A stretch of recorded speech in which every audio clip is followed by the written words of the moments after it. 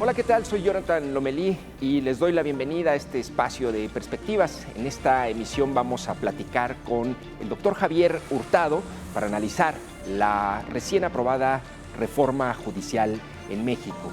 Entre los temas que abordamos están la elección de jueces, ministros y magistrados por voto popular, también los cambios propuestos a la figura de amparo, los jueces sin rostro, entre otros temas. Los invito y las invito a que me acompañen en este espacio de perspectivas. Comenzamos.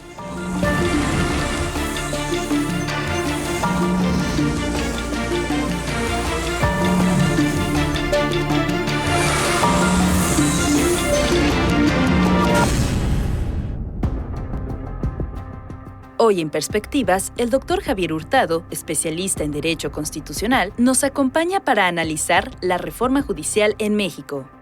Hablaremos sobre la elección de jueces y magistrados por voto popular, así como la logística que esto representa. También revisamos la figura de los jueces sin rostro, orientada a garantizar la seguridad de los juzgadores en casos de delincuencia organizada y el impacto en las modificaciones a la figura de amparo, entre otros temas. El doctor Hurtado es miembro del Sistema Nacional de Investigadores Nivel 3 y profesor de Derecho Constitucional en la Universidad de Guadalajara. Ha sido reconocido con el Premio Jalisco en el ámbito humanístico y el Premio Jalisco de Periodismo. No se pierdan esta conversación que ofrece una perspectiva clave sobre el futuro del sistema judicial en México. ¿Qué tal? Bienvenidos y bienvenidas. Gracias por acompañarme en Perspectivas. En esta charla, mi intención es que al escuchar y al platicar con el doctor Javier Hurtado, experto en Derecho Constitucional, podamos entender cuáles son los cambios y las implicaciones para el sistema judicial en México. Podamos también echar abajo algunas expresiones o algunas ideas radicales en torno a esta reforma y también saber cómo puede impactar para bien o también para mal los cambios constitucionales a nivel local, que eso es muy importante. El contacto directo con un juzgador para la mayoría de los jaliscienses está justamente en el Poder Judicial local. Por eso le agradezco mucho que me acompañe al doctor Javier Hurtado. Bienvenido, doctor. ¿Qué tal, Jonathan? Muchas gracias por la invitación. Pues te felicito, excelente tema. Pues sí, pues no hay otro tema en este momento y pues bienvenido. ¿Cómo le va en el segundo día de la República Bolivariana de México? No, pues es que eso que se está diciendo, la verdad, me parece carente de todo sustento, ¿no? Sí. Que ya se terminó la división de poderes, que se destruyó, se demolió el Poder Judicial. Eso no es cierto, o sea, para que el Poder Judicial pudiera haber desaparecido, Jonathan, no es a través de lo que se va a hacer, es decir, de someter a elección popular a sus integrantes, sino que debería haberse derogado todo el capítulo relativo del Poder Judicial de la Constitución Federal. Entonces, sí, está desaparecido. Sí. Y lo que va a ocurrir es que van a correr a 1,700 jueces, ministros y magistrados. No, fíjate que no necesariamente. Yo creo que esa es también una información que se ha difundido tendenciosamente para generar una expectativa y una actitud de rechazo ante eso. Mira, de acuerdo a lo que se aprobó, estuve leyendo yo lo que se votó en el Senado, porque sí, todavía el Senado le hizo modificaciones a lo de la Cámara de Diputados. Si no mal recuerdo, es el 10º transitorio del decreto. Viene allí que se respetarán íntegramente los derechos laborales de los trabajadores del Poder Judicial, sus prestaciones que ya tienen y sus condiciones generales de trabajo. Que ese es otro tema, si quieres hablamos sobre las condiciones generales de trabajo de los trabajadores. Sí. Y respecto de los magistrados que no resulten electos u opten por pedir su liquidación, sí, ahí dice el transitorio, se les entregarán 3 meses de sueldo más 20 días por cada año laborado. ¿Qué es lo que establece la Ley Federal de Trabajo para los trabajadores, no burócratas, o sea, para los trabajadores común y corrientes? Derecho. Sí. Oiga, doctor, antes me gustaría escuchar su opinión sobre lo que ocurrió la madrugada de, ¿qué fue? ¿El miércoles, martes? No, miércoles, ¿no? Ayer. Sí. durante esas horas en que se debatió la reforma y se aprobó finalmente en el Senado. ¿Cuál es su lectura de lo que ocurrió allí? Porque además hubo acusaciones de traición, hubo también pues un debate a veces ahí medio radicalizado, otras veces pues prácticamente solamente con vituperios. Pero ¿cuál es su interpretación de cómo se aprobó la reforma? Mira, yo creo que la reforma se aprobó como se tenía que aprobar. Y a mí me parece que lo que argumentaba la oposición, yo no escuché un argumento sólido, razonable y consistente para estar en contra. O sea, era nada más oponerse por oponerse. Incluso a lo largo de todo el proceso, la oposición, los partidos de oposición fueron incapaces de generar una propuesta alternativa de reforma. Claro. Lo único que hicieron fue oponerse. Y la Suprema Corte de Justicia y el Consejo de la Judicatura, un día antes, al 11:45, sacan una propuesta de reforma integral del sistema de justicia en México, excedido, pero ya inoportuno completamente. Entonces, allí lo ocurrido en esa sesión, Jonathan, a mí lo que me pareció más destacable, y lo digo la verdad con toda la objetividad posible, ¿sí? Fue el discurso del senador Miguel Ángel Yunes Márquez, o sea, el hijo, no el padre. Claro, ¿sí? Claro. Es la justificación más razonada que yo he escuchado sobre la reforma judicial, que ni siquiera los de Morena se han atrevido o han sido capaces de articular. ¿Sí? ¿Qué dice el senador, recuerda, así en términos generales? Mira, él considera que el sistema de justicia como está actualmente no garantiza una justicia pronta y expedita como está establecido en la Constitución. Reconoce que el sistema, la propuesta que se hace es una propuesta innovadora que puede tener riesgos y problemas de implementación, pero él considera que es lo mejor ensayar ese camino, aunque sea incierto, que seguir en un mismo camino que ya he demostrado su fracaso. Claro. Y los problemas que tiene: corrupción, nepotismo y lujos y privilegios. Claro. Entonces, y junto con eso, el senador Yunes Márquez, dijo algo que no lo mencionó con ese título, pero en el fondo es el concepto del mandato representativo libre contra el mandato imperativo, cuando dice: a mí nadie me puede ordenar cómo tengo que votar. Yo creo que tiene toda la razón del mundo. Es decir, los legisladores no tienen una representación jurídica ni están sujetos al mandato imperativo para acatar órdenes ni de sus representados, ni mucho menos de los líderes de los partidos. Ellos tienen un mandato libre o representativo. Incluso, déjame decirte algo, en muchas constituciones del mundo, en su constitución está prohibido el mandato imperativo. O sea, está prohibido que alguien intente darle órdenes de cómo votar a un diputado o a un senador. En este caso entonces, a mí me pareció que también eso es la primera vez que yo escucho que un diputado o senador reivindica su derecho a votar libremente. Claro. Aunque él no mencionó eso de que mandato libre y mandato imperativo, pero dijo: a mí nadie me da órdenes. Claro. Y tiene toda la razón. Fíjese que a mí también me pareció de lo más razonable que he escuchado el discurso de Yunes Márquez. Es sorprendente, ¿no? Porque además es un personaje y su clan familiar muy cuestionado, pero bueno, hay dos cosas que yo recuerdo de ese discurso, que es una, cuando él dice: ni vamos a acabar con el Poder Judicial con esta reforma, ni lo vamos a salvar. Es importante la letra chiquita del contrato, las leyes secundarias. Exacto. Ahí está nuestra tarea para instrumentar esta reforma, ¿no? Sí. Y me pareció también muy interesante y muy razonable, porque además él habla de otro tema que quiero abordar con usted, que es el voto popular, ¿no? Él dice, a ver, en estos momentos el presidente propone a los ministros y decide el Senado, ¿no? Sí. Exactamente, mira, por eso te digo que a mí me parece una la mejor justificación que he escuchado de la reforma. O sea, en otras palabras, lo que él decía es esto, es que el presidente mismo se está autolimitando, porque si no aprobamos esta reforma, el presidente va a tener entonces, dentro de 2 años, la presidenta, el total de los ministros de la Corte. 9 de 11. Así es. Así es. Entonces, el presidente se está autolimitando, ¿sí? Claro. La presidenta, o sea, se cancela la facultad del presidente de proponer al Senado la designación de los ministros. Ahora, doctor, a ver, quisiera un poco que me aclarara esto, porque yo escucho 2 versiones, seguramente también la audiencia.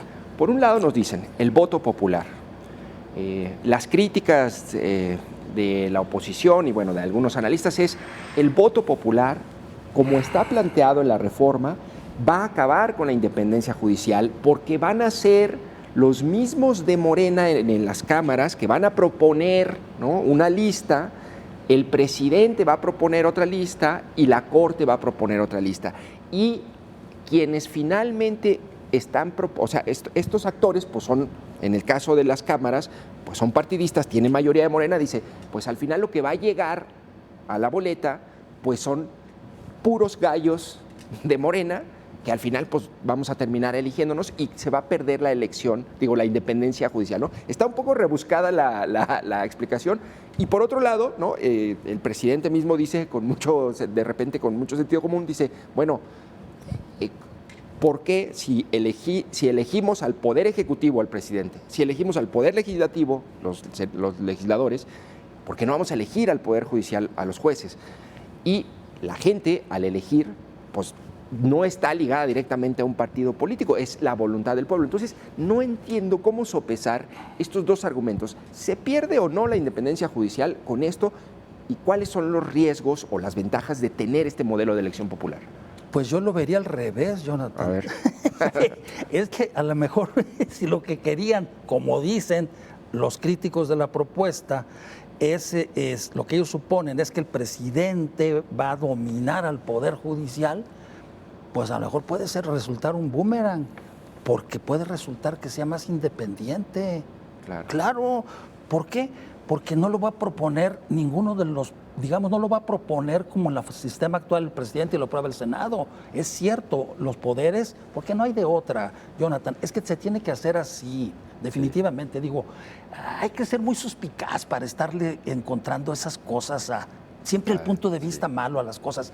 Es que si no son los poderes los que proponen, entonces eso se hace una kermés. ¿Me explico? Claro.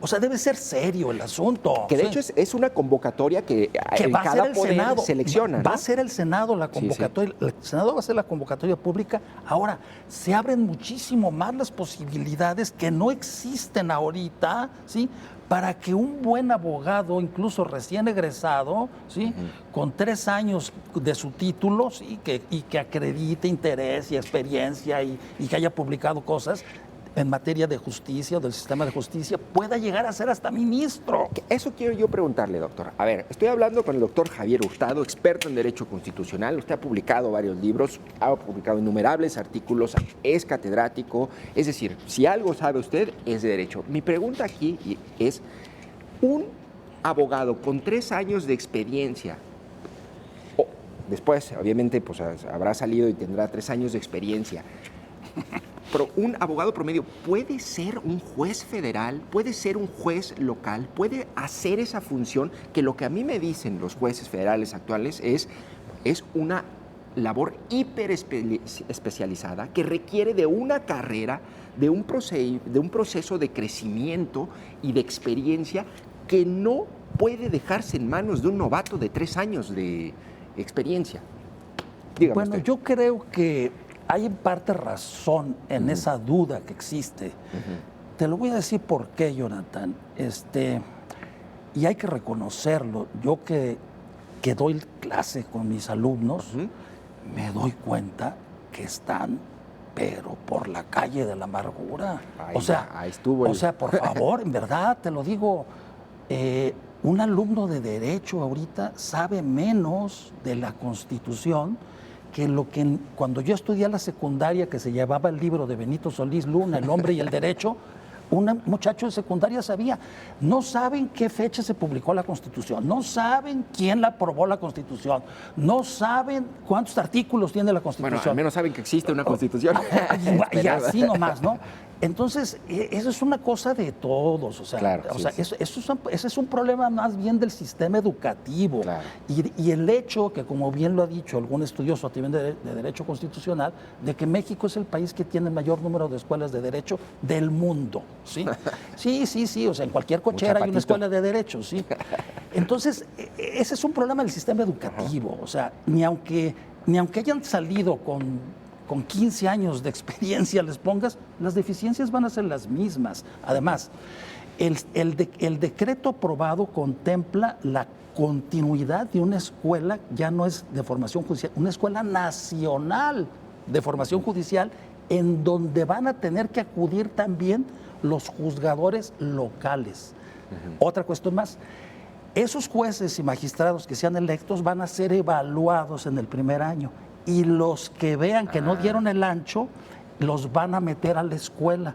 Y si después de eso siguen sin dar el ancho, los corren y los liquidan. No, pues ya 2 años de curva de aprendizaje, ¿y quién paga? Entonces, a mí me parece que es correcto, pero déjame decirte otra cosa. Mira, hay perlas, ¿sí? Hay perlas. Sí.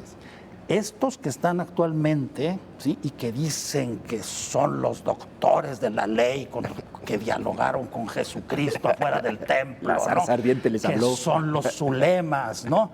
Los pontífices del viejo derecho romano, ¿sí? Sí. Pues mira, ahí te van las perlas. Un ministro de la Corte, ¿sí? Creo que Jorge Pardo Rebolledo fue el que tuvo la ocurrencia de decir que por qué si se iban a elegir todos los jueces y magistrados, que por qué entonces también nos elegían a los secretarios del Poder Ejecutivo. O sea, esto está de Ripley, es de lujo. Tú dices, pero ¿cómo es posible que un ministro diga eso? Pues que no sabe que el 89 de la Constitución dice que el Poder Ejecutivo se deposita en un solo individuo. Claro. Es como que si yo dijera, pues vamos votando también por los que hacen el aseo en los baños, en los juzgados. Pues claro. ¿Verdad? Bueno, otra, ahí va. Hubo un magistrado de distrito que quiso meter un amparo contra la sobrerepresentación y estuvo chantajeando cuando estuvo el debate de la sobrerepresentación, ignorando que no procede el amparo en materia electoral. Claro. Fíjate nomás, esos son de lujo, son perlas. Sí. Y tercera, y eso yo lo vi, ¿sí? En un programa de televisión que están sacando en un canal, me evito decir el nombre, invitaron a una jueza que tenía todos los reconocimientos del mundo y se aventó una de lujo también, sí, que la reforma no incluía a las fiscalías. Y entonces la conductora le llamó la atención y le dijo, oiga jueza, pero que las fiscalías no son autónomas. Pero no es más eso. Mira, yo los he escuchado, han creado un nuevo vocabulario, dicen legitimizar, dicen jurisdicción en vez de jurisdicción. Dicen transversalizar en vez de transversalizar, y además no sé si existe ese verbo. Luego también dicen animaversión en vez de animadversión. No. Es decir, no son los más... Por favor, no son los más preparados que existen. Tienen serias deficiencias. Es más, para mí, la mayor deficiencia que están demostrando es lo que están haciendo de oponerse irracionalmente a algo. Oiga, doctor, pero entonces me deja usted y nos deja a mí al auditorio entre el comal y la lumbre, ¿no? Porque están o los inexpertos que no tienen las competencias al salir de la escuela de Derecho, o estos ministros que, ya sea por conveniencia, corrupción, o por simplemente omisión o ignorancia, tienen también un comportamiento errático en su manera de hacer su trabajo. No, pero mira, déjame decirte también otra cosa. Por supuesto, en lo que te dije no quiero generalizar. Sí, claro, hay excepciones. Sí. He tenido muy buenos alumnos también, sí. Y aparte de eso, sí hay recién egresados que sí estudian y que sí están capacitados. Y sí podrían ser jueces. Claro, por supuesto. Por eso va a ser... y es que entonces el truco está en esto, en este sistema de la elección. No es tanto la votación, el famoso comité de selección. Claro. Ahí está el truco, fíjate. Y el problema es que en el decreto aprobado no dice quién designa o cómo se elige ese comité de selección. O sea, en verdad quien va a tener en las manos el proceso va a ser el comité de selección. Que es un comité de cada poder, ¿verdad? Cada poder, sí. Un comité técnico, por decirlo así, de expertos, que va a evaluar todas las solicitudes y que a final de cuentas le va a decir al poder, proponle al pueblo. Mejores. Exactamente, proponle al pueblo esto. Entonces yo no creo que el comité se equivoque. Y sí va a haber personas, aunque hayan tenido 3 años de haber salido de la carrera, que están aptas para cumplir bien su función. Sí hay personas capacitadas, así como hay muchos que no saben ni cuándo se publicó la Constitución, pero hay otros que lo saben desde hace mucho tiempo, ¿no? Ahí volvemos al tribuno, a nuestro Séneca, o Judas, ya no sé cómo va a llamarlo, ¿no? Yunes Márquez, ¿no? Porque él dice, en las leyes secundarias, ahí está la verdadera batalla. Sí, ¿no? Exactamente, como dice el dicho, como dice el diablo, ¿no? En los detalles es donde se encuentra el diablo, ¿no? Sí, y yo pienso que muchas cosas que quedaron afortunadamente a las leyes secundarias. Claro. Para bien y para mal, porque no podías entrar en tanto detalle en una constitución. Por ejemplo, yo lo anoto. ¿Cómo se va a elegir ese comité de selección? Claro. Que un poco para que la audiencia visualice están las cámaras, está la Corte y está la Presidencia. Se conforma un comité de especialistas de cada uno. De cada poder. No sabemos cómo, esto tendrá que definirse. Se abre una convocatoria. La expide el Senado, la expide el Senado, se inscriben todos, o sea, igual yo voy, ahorita me aviento en una... o miles los que van a inscribirse. Me aviento, me perfilo para juez, ¿no? Y ese comité de cada poder va a seleccionar a los 10 que va a proponer el poder. Y se proponen, y ya el INE es el que organiza la elección y dice, el pueblo de esos va a elegir. El pueblo elige, el pueblo sabio. Sí, entonces yo pienso pues que sí va a haber buenas propuestas, por supuesto. Ahora, mira, mucha gente no ha podido ingresar al Poder Judicial por 2 razones, Jonathan, y esto hay que decirlo. Sí. Su famosa carrera judicial no es carrera judicial, es carrera familiar, ¿sí? Claro. ¿Por qué? Porque hay una que es cerrada, que es solamente para los de adentro, ¿sí? Sí. Y en esa es donde está el nepotismo, ¿sí? Y aparte la otra es abierta y también existe ahí el palanquismo, los recomendados, el pariente, el compadre. O sea, la famosa carrera judicial en realidad no ha servido sino más que para crear y hacer del Poder Judicial de la Federación el poder familiar de la Federación. Claro. ¿Sí? Y ellos mismos lo reconocieron. Norma Piña lo que acaba de publicar, ella dice que en el 2022 el 49% de los 49,000 empleados del Poder Judicial Federal tenían relaciones familiares entre sí. Ah, por favor. Y el estudio que hizo Felipe Borrego Estrada dice en ese entonces el 51%. Claro. Entonces, hay jueces, un magistrado, de Durango tiene 17 parientes trabajando con él. Sí. No, la carrera judicial no existe, en verdad. Oye, entonces estas manifestaciones de los trabajadores, pues son muchos familiares. ¿Okay? Claro, pues son los familiares de ellos. Que van a quedarse sus empleadores sin... Están defendiendo sus privilegios en la plaza, porque voy ahora a las condiciones generales de trabajo, ¿sí? Esos trabajadores que están ahí, pues claro, ¿quién no va a defender eso? Las condiciones de trabajo, generales de trabajo, y cualquiera lo puede ver en internet, pueden ustedes consultarlo, póngale ahí, condiciones generales de trabajo, el Poder Judicial de la Federación. Bueno, ahí dice, por ejemplo, ellos cobran 15 meses al año, ¿sí? No 12. En abril les dan otro mes, en agosto les dan otro mes. Válgame. Y en noviembre les dan otro mes. Más aparte, 40 días de aguinaldo. Más aparte, seguro de gastos médicos mayores para ellos, su cónyuge y sus hijos menores de 25 años. Claro, no más aparte, seguro de vida. Más aparte, seguro de retiro voluntario. Más aparte, apoyo para anteojos, para uniformes deportivos, para becas, para vestuario. ¿De veras? Y estoy hablando de los trabajadores, del que hace el aseo ahí. Oiga, no, pues es que es un privilegio trabajar en el Poder Judicial de la Federación. Y eso no puede ser, porque eso lo pagamos todos los contribuyentes. Claro. Yo no cobro 15 meses al año, yo cobro 12. Claro. Doctor, muy interesante. ¿Le parece? Vamos a una breve pausa y seguimos platicando en perspectivas. Estamos con el doctor Javier Hurtado, experto en Derecho Constitucional. Estamos hablando sobre la reforma judicial recién aprobada aquí en México. Vamos a un breve corte y lo invito a que nos acompañe. Regresamos.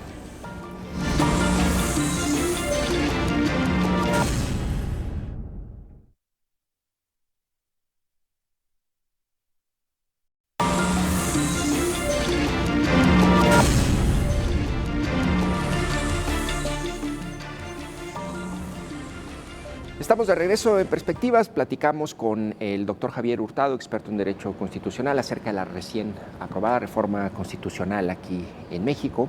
Y nos quedábamos en el anterior bloque hablando sobre la elección popular, los retos que implica, los perfiles que van a llegar y con esta idea también de tratar de desmontar algunos mitos que eviten que la discusión de este tema esté o en blanco o en negro. Hay grises y esos grises son los que también queremos en este programa y con esta entrevista indicar. Doctor, hablábamos del voto popular y otra de las críticas o de las preocupaciones, digamos, que he escuchado es, bien, el pueblo va a elegir, ya hablamos un poco sobre las posibilidades o no de perder independencia judicial, pero dicen, va a ser una locura eso.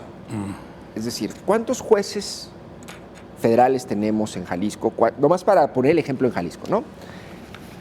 ¿Cuántos magistrados?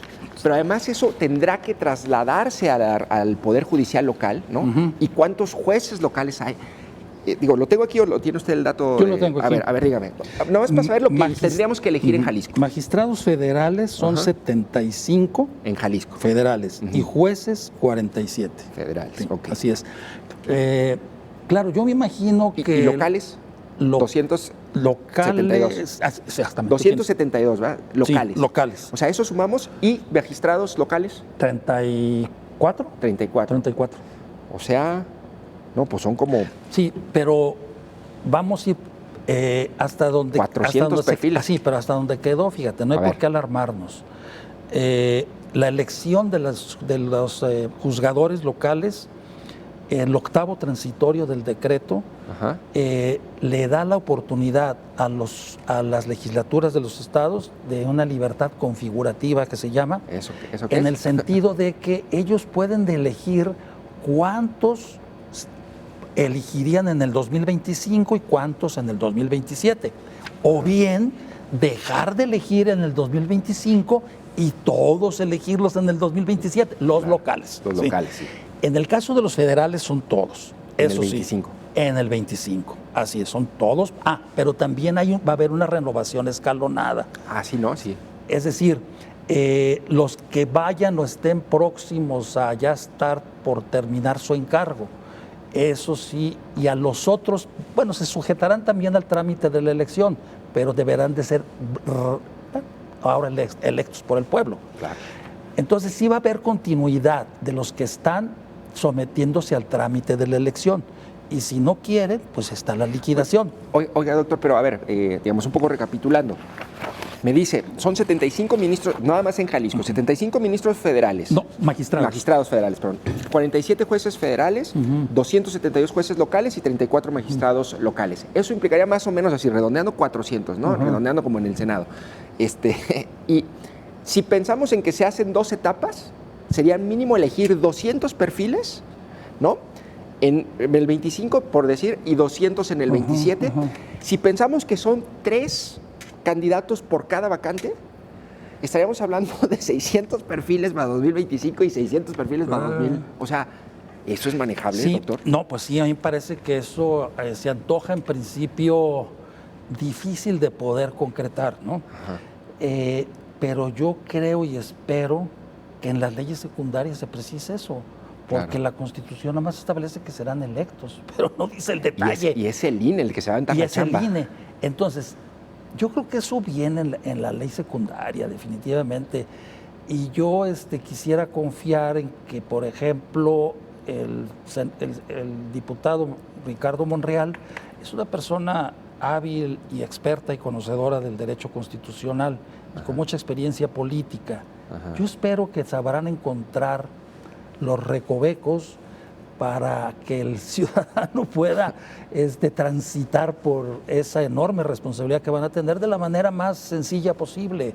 ¿Cómo lo van a hacer? No sé. De principio sí se antoja un poco difícil, pero después de todo no tanto. Mira, he tenido oportunidad de platicar en estos días con mi hermano que vino de Estados Unidos y salió el tema. Y entonces él me decía que sí, que ellos en Estados Unidos, pues hay muchos estados, son 40 y 42 estados los que eligen, los que eligen 50, jueces, ¿no? De 50. Y el estado de nivel. Illinois es uno de esos, donde él vive. Y entonces me dice, sí, dice, ahí me presentan una lista como de 100. Sí, Ay, híjole. dice, son 2 tiras, una y otra, son dos. Y le digo, oye, ¿cómo le hacen? No, pues es sencillo, dice, porque tienes 2 opciones. Es que es otra cosa que ahí habrá que ver, dice, tienes 2 opciones. O lo marcas en la papeleta y lo introduces, o te vas a la computadora y ahí emites el voto. Que esa es la solución. Claro, voto electrónico. Exacto. Claro. Entonces dice, o te vas a la computadora y ahí inmediatamente queda registrado, o lo haces en la papeleta y te tardas mucho. No, uno ya sabe por quién votar. ¿Y cómo sabes por quién votar? Porque antes estuvimos recibiendo mensajes de los colegios, de las barras, de las universidades, donde ellos te dicen cuál es su avalación y su opinión de los candidatos. Los mejores. Y además ellos mismos te mandan cartas, te mandan mensajes con su plan de trabajo, cómo mejorar la impartición de justicia. Dice, entonces tú cuando llegas ya sabes por quién votar, yo no me tardo, llego muy rápido. Vámonos, aunque tenga una lista de 50 y otra de 50. Híjole, pues eso implica una responsabilidad cívica mayor a la que tenemos aquí. Digo, hay gente que llega, yo mismo, digo, nomás porque estoy en el medio, pero pues yo desconocía de algunos distritos, algunos candidatos a diputados, ¿no? Sí, ahora, yo creo que sería bueno que asistieran algunos diputados a ver o hablar con la gente de los Estados Unidos para ver cómo hacen el proceso. ¿Se imagina implementar ya el voto electrónico? Es que sería muy bueno eso también y para las elecciones constitucionales de diputados, senadores, claro. Y autoridades, ¿no? Claro, sí. Pues bueno, ahí tenemos entonces un reto enorme. Oiga, doctor, y otro tema que a mí me llamó mucho la atención, cómo de pronto desapareció del debate público en esta reforma. Al principio generó mucho ruido porque decían, la figura de amparo, que es un poco complicada en general para quienes no somos abogados de entender, pero bueno, decía, la figura de amparo va a estar acotada, porque si antes un juez podía decir, bueno, esta ley le afecta a usted, señor doctor Javier Hurtado, pero también afecta al resto de los pobladores, no sé, a lo mejor usted está reclamando que hay una contaminación en un río y por una ley, bueno, no solamente protejo su derecho, sino protejo el derecho al medio ambiente sano de toda la población y por lo tanto esta ley que emitió el Congreso se suspende hasta que no decida yo si es legal o no. Eso, así dice la reforma, si no entiendo mal, ya no habrá suspensiones para efectos generales con la figura del amparo. Solamente puede proteger a un individuo. 2 lecturas, perdón que me extienda. Una lectura es, el presidente lo que quiere es que ya no le paren sus reformas los jueces, porque lo que quiere es todo el poder y él decidir cuándo y cómo, ¿no?, imponer una ley. La otra lectura, no, lo que está haciendo el juez es justamente algo que se llama control constitucional, ¿no?, o legal, en donde cuida que las leyes no afecten de más, ¿no?, a un individuo, pero también a una colectividad. Entonces, no sé si me enredé mucho, no. Quería darle el contexto a la audiencia. Esa figura de amparo ya no se va a poder suspender una ley general, para acabar pronto. Mira, yo creo que la figura de amparo es una de las grandes aportaciones de los juristas mexicanos al derecho internacional. Ha sido copiada y emulada por muchos países del mundo. ¿Cómo la definiría? Con otro nombre. En otros existe con el nombre de amparo, ¿sí? Es un recurso de protección de los derechos, pero existen varios países del mundo copiada del caso mexicano. Los creadores del amparo fueron Manuel Crescencio Rejón y Mariano Otero, jalisciense, Crescencio Rejón, yucateco. En 1834, cuando Yucatán se independiza y se declara república, metió en su constitución la figura de amparo. Y desde siempre, y después Mariano Otero, en 1847, su famoso voto particular de abril de ese año, que es la base de la Constitución de 1857, propone la figura del amparo en todo el país, que ya había existido en Yucatán, solamente en ese estado. Bien, desde siempre en la figura del amparo, cuando la concibió Rejón y cuando la concibió Otero, tenía las siguientes características. En primer lugar, que los amparos referidos a actos o decisiones de autoridades las conociera un juez de distrito, que los referidos contra leyes las conociera el Tribunal Pleno. Y segundo o tercer característica básica y fundamental es el principio de relatividad de las sentencias, que dice que solamente se ocupará el amparo de restablecer en el quejoso el goce de sus derechos que fueron violentados. Esos siempre han sido los principios del amparo. Incluso actualmente el principio de relatividad de las sentencias, Jonathan, está en la fracción 2 del 107 constitucional. Ahí dice, ¿sí? El amparo solamente se ocupará de restablecer al quejoso el goce de sus derechos que fueron violados. ¿Por qué es eso? El genio de Mariano Otero así lo concibió, y también de Crescencio Rejón. Es que mira, es que es un dilema pues del Estado constitucional de derecho. ¿Cómo le hago yo para detener la entrada en vigor de una ley que está violando los derechos de una persona sin que ese órgano que la declare esté usurpando las funciones del Poder Legislativo? Ese es el gran problema, ¿sí? Entonces, por eso es que el amparo se ocupa nomás de una persona. Claro. Porque si el amparo fuera general, pues entonces, ¿para qué eliges diputados y senadores? Pues nos sale más barato nomás elegir jueces y ya, ¿no? Claro. Entonces, ese es el problema de la división de poderes, ¿sí? O sea, no es como ellos lo ven, es todo lo contrario. O sea, quienes están violando la división de poderes son ellos. Entonces, actualmente hay dos tipos de amparos, el directo y el indirecto. El amparo directo es contra actos o decisiones de autoridades, el amparo indirecto es contra leyes. Bien, el asunto es que en el caso del amparo indirecto sigue totalmente existiendo la suspensión para el individuo. O sea, no es cierto lo que se ha dicho, que ya el individuo queda desprotegido. No es cierto. Y en el amparo indirecto sigue existiendo también la suspensión, nada más que la única diferencia es que ya no es con efectos generales. ¿Sí? Claro. Que incluso la propia ley de amparo lo prohíbe, ¿sí? Y que en el 105 constitucional, tratándose de acciones inconstitucionales y controversias constitucionales, está explícitamente establecido en la Constitución y en la ley reglamentaria del 105 que no se podrán conceder al admitir la demanda de acción de inconstitucionalidad o de controversia constitucional, no puedes tú declarar una suspensión con efectos generales.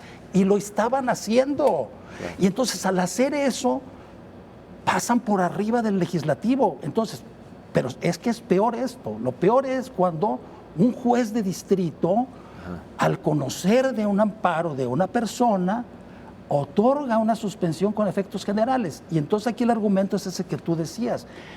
¿Qué es lo que se ha dicho? Es que si yo estoy reconociendo que esa ley es inconstitucional, ¿por qué no más deja de tener efecto en esa persona y no en los demás? Claro. Entonces dice, si se suspenden los efectos generales, entonces estoy negando el acceso a la justicia a muchos ciudadanos que no van a poder pagar un abogado para que les den su amparo a ellos. Claro. Ah, pues sí, es cierto, claro.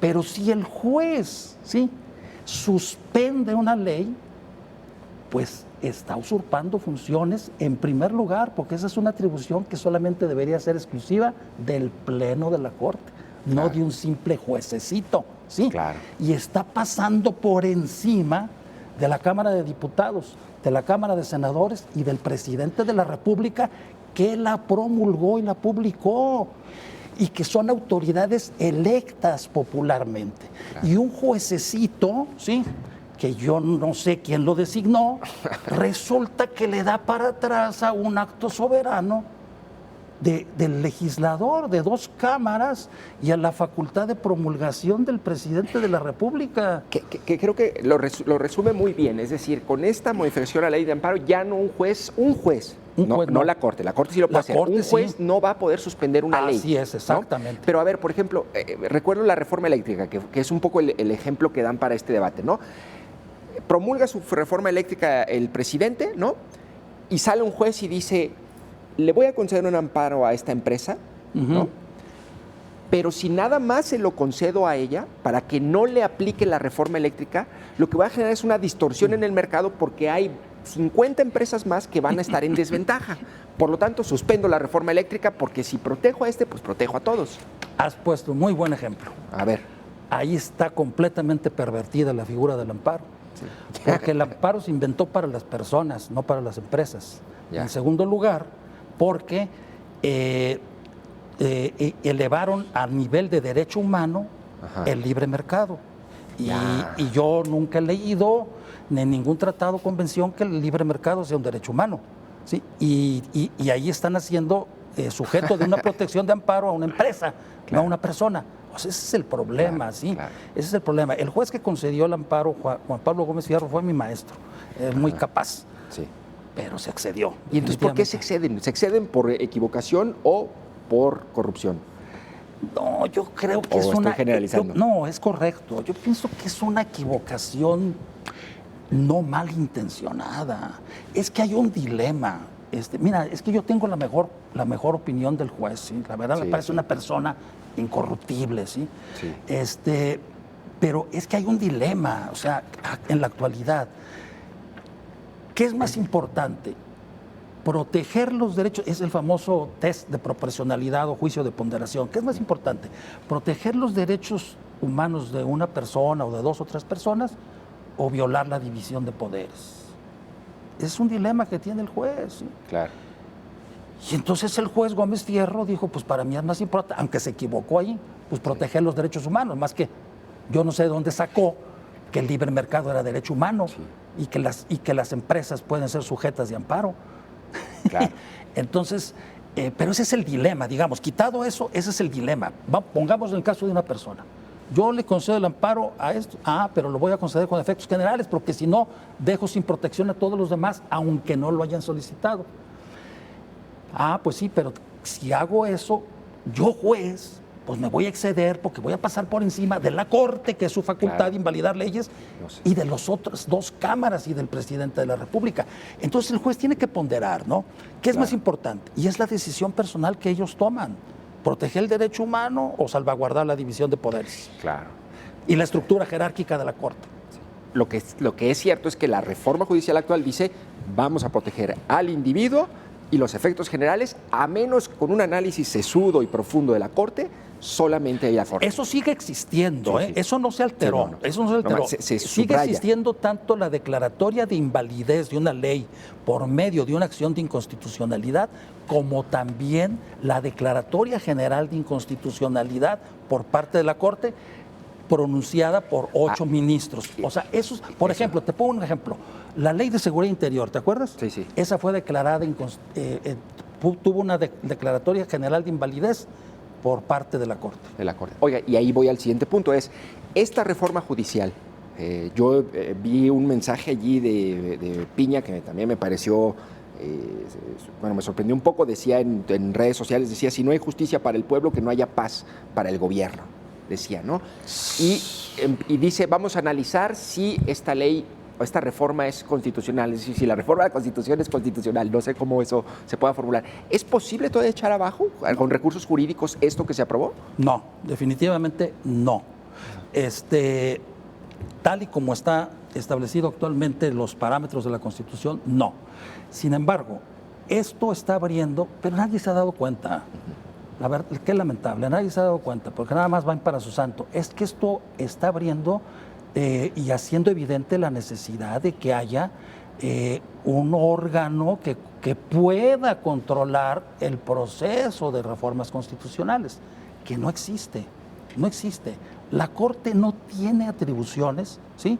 Y ellos mismos lo han resuelto repetidamente. No tenemos atribuciones para controlar el proceso de las reformas constitucionales, ni en su procedimiento ni en su contenido. Reiteradamente lo han decidido y no las tienen, no tienen facultades para controlar. Es que esta es una situación muy sensible. O sea, las reformas constitucionales, no, sí, no claro, las leyes. Las reformas constitucionales. Los cambios a la Carta Magna. Claro, es que mira, es que hay una jerarquía del poder, por decirlo así, ¿no? De la misma manera que hay jerarquía de las leyes. Actualmente, digamos, en funciones, el máximo poder que existe en nuestro caso en México es el poder revisor de la Constitución, ¿sí? Es un poder, ¿sí? No es un órgano, no es cierto que es constituyente permanente, es un contrasentido eso, es el poder revisor de la Constitución. El poder revisor de la Constitución, mal llamado constituyente permanente, haz de cuenta que es un constituyente. El constituyente, cuando crea una constitución, ejerce un poder ilimitado, absolutamente ilimitado, ¿sí? Nadie lo puede controlar. En sentido, digamos, que alegóricamente, lo que vimos, lo que ocurrió en la madrugada del miércoles, no eran senadores, eran constituyentes. Estaban actuando como constituyentes, como Exacto. Poder revisor de la Constitución. Arribita de senador. Claro. Y entonces la otra situación es que un poder constituido no puede controlar al poder revisor de la Constitución. Claro. ¿Sí? Bueno, pues es como ponerse a las patadas con Sansón, ¿me explico? Claro. ¿Sí?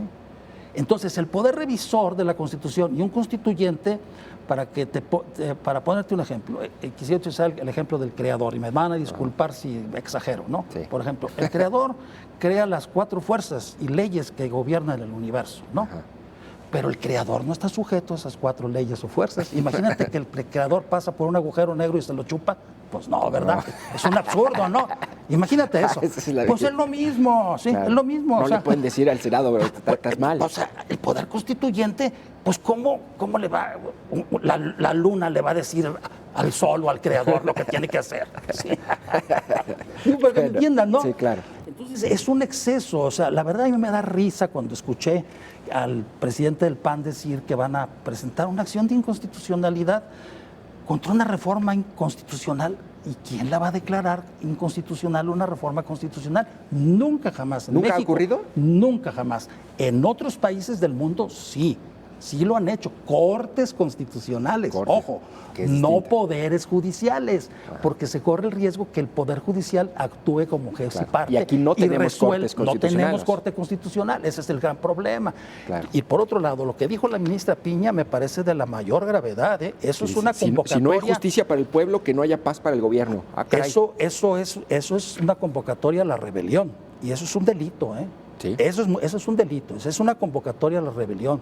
Que se ande con cuidado esa señora. Esa señora está desquiciada, definitivamente, ¿eh? Claro, o sea, ¿de dónde saca permanecer sentada por su capricho cuando entra el jefe del Estado? Aquí y en cualquier país del mundo, Jonathan, y a mí me ha tocado verlo, ¿sí? En otros países.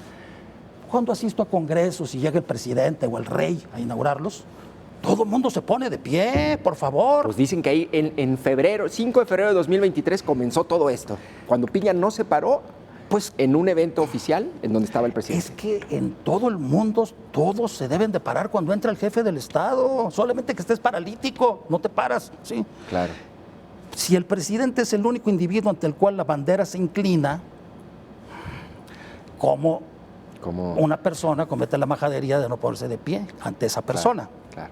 Oiga, doctor, me queda prácticamente un minuto, sí, muy breve, pero a ver, me comentaba, hoy probablemente el Congreso del Estado debe aprobar la reforma constitucional para la audiencia. Para que ya lo pueda publicar en el Diario Oficial de la Federación, el presidente tiene que aprobarse por la mitad más uno de los congresos estatales. Ya van, creo que 17, 18 congresos. Entonces, ya nada más hoy también tiene que realizar el trámite del Congreso estatal. Está en un predicamento ahí Movimiento Ciudadano porque pues, va a votar a favor o en contra, ¿no? En medio de una disputa de la elección local de Guadalajara y la de Jalisco. Sí, mira, quisiera yo señalar aquí lo siguiente. El artículo 118 de la Constitución de Jalisco es un artículo que creo que me parece es atávico, o sea, es una situación que... Ay, déjame localizar. Dice el artículo 118 que las reformas a la Constitución Federal que afecten a la Constitución local serán adoptadas, ¿sí?, inmediatamente. Así dice textual, lo tengo grabado, ¿sí? Inmediatamente. Y publicadas sin mayor trámite. O sea, no pueden votar en contra. No pueden votar en contra. Pero ese artículo es ilegal. De allá de 1900. ¿Qué le pasó al constituyente? ¿Se debrayó? Bueno, en aquel tiempo sí era. Ese artículo, pues es una ofensa al federalismo. Claro, o sea, no pueden decir que no. No pueden decir que no. Ese artículo está en el 118 de la Constitución. Yo repetidamente, en ocasiones anteriores, he insistido en los medios de comunicación que ese artículo se debe derogar de la Constitución y nunca lo quisieron derogar. Claro. Doctor, pues se nos acabó el tiempo, pero le agradezco muchísimo que me haya acompañado en este espacio. No, al contrario, muchas gracias a ti, Jonathan. Y bueno, espero también para la audiencia que haya sido un poco didáctico, explicativo lo que está ocurriendo en el país. Es una semana histórica para México. Gracias también por habernos acompañado. Soy Jonathan Lomelí. Nos vemos y nos escuchamos en la próxima emisión de Perspectivas.